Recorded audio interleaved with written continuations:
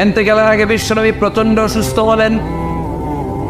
মা আয়েশারে ডেকে বললেন, আয়েশা, মনে হয় আমি বাঁচব না। ওই যে খায়বার বিজয়ের দিন, খায়বার দুর্গ বিজয় করার পরে এক ইহুদি মহিলা আমার দাওয়াত দিয়েছিল। ওই দাওয়াত খেতে যাওয়ার পরে গোশতের মধ্যে বিষ মাখানো হয়েছিল রে আয়েশা। ওই বিষ মাখানো খাসির গোশত খেয়ে যে ব্যথা আমার পেটে উঠেছিল, আজ আবার সেই ব্যথা উঠেছে। বিশ্বনবী ওই বিষ খাওয়ানো গোশতের কারণে ইন্তেকাল করেছেন। তার মানে বিশ্বনবীর সাথে যেমন আল্লাহ বাইনা নবুওয়া ওয়া শাহাদা, আল্লাহ বিশ্বনবীকে শুধু নবী বানায় নাই, শহীদ হিসেবে কবুল করেছে। সুবহানাল্লাহ করবেন না?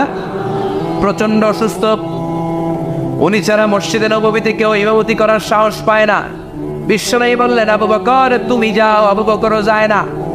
বিশ্বনবী বললেন, পানি আনো। বিশ্বনবী পানি দিয়ে ওযু করলেন। ওযু করে কয়েকজন সাহাবীকে ধরে উঠতে চাইলেন, আবার থপাস করে বেহুশ হয়ে পড়লেন।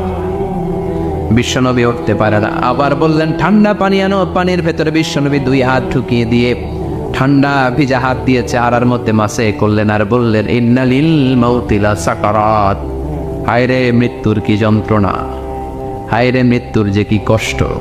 ওমিয়া বিশ্বনবী যদি মৃত্যুর কষ্টে কাতরায়, আমাদের অবস্থা কি? আমাদের নসিবে কি আছে? আল্লাহ তুমি বাঁচাও করে না। বিশ্বনবী কাঁদছেন, সাহাবারা একের পর এক দেখতে আসে। কান্নার রোল পড়ে গেল চারদিকে। বিশ্বনবীর কলেজার টুকরা নয়নের পুটুলি সাইয়্যিদাতুনা ফাতিমা বিশ্বনবীর কান্না সহ্য করতে পারে না।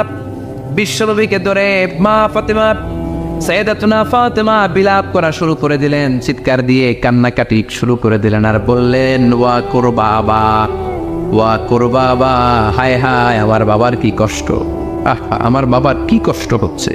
বিশ্বনবী বললেন, ফাতেমা তুমি কেঁদো না, আমার কষ্ট আজকের পরে আর থাকবে না। আজকে তোর বাবার সব কষ্ট বন্ধ হয়ে যাবে। কি যেন কানে কানে বললেন, ফাতেমা আরো কেঁদে দিল। আবার কানে কানে কি যেন বললেন, ফাতেমা হেসে দিল। বিশ্বনবীর ইন্তেকালের অনেক পর মা আয়েশার কাছে ফাতেমা বললেন, আমি যখন প্রথমে